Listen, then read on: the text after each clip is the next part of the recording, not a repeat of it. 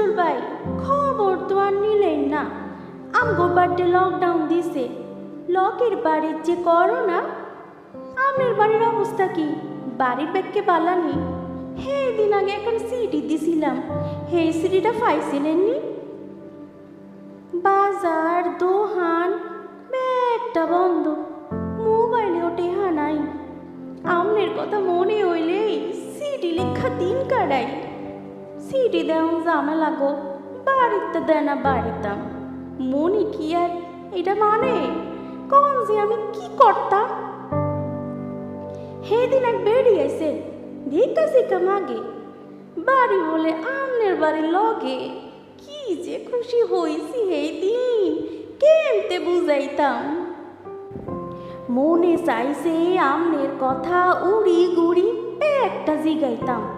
Bag কথা কইতাছি না, মায়ে আছে দাঁড়ো, ইশারা দিয়ে বেটিরে আনলো নিজের কলের পারো। আমনের সিঁড়ি হিললাই জিজ্ঞাসি বারবার, বেটিরে বলে গণগোষ্ঠী আমনের ভাবসা স্যার। বেটি দেখি আমনের বাড়ির ব্যাগ কেড়েই চিনে, আগে বলে আমনের বাড়ি থাইতো রাতে দিনে। ছোট বড় কাম কাজ করতো আমনের ভাই, রান্দা বাড়া দেরি হইলে থাইকা যাইতো রাত।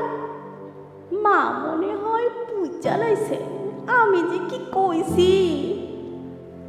বেটিরে যে আউলে নিয়া নানানটা জিজ্ঞাসি, মা দেখি রান্দর ঘরে হাসি মনে মনে। আমনের আমার কথা তো মায়ও একটু জানে। ঈদের বেলা বানাইছিলাম ফই ফাক্কন ফিডা, হেয়ার নাম না লেগা দিয়ে দিছি কয়টা। ফাইসুন কিনা জানি না যে, জানাইন যে পাইলে, বেটিতে দিয়ে আমনে আবার আইলে। সিডি পাইয়া সিডি দেওন না যে, ভালো লাগে না। দিনের মধ্যে মাঝে মাঝে এমনি আইতে পারেন না? ও নয়, বালা কথা, এক কথা কই, রাইতের বেলা আয়ন না যে মনে লয় যতই।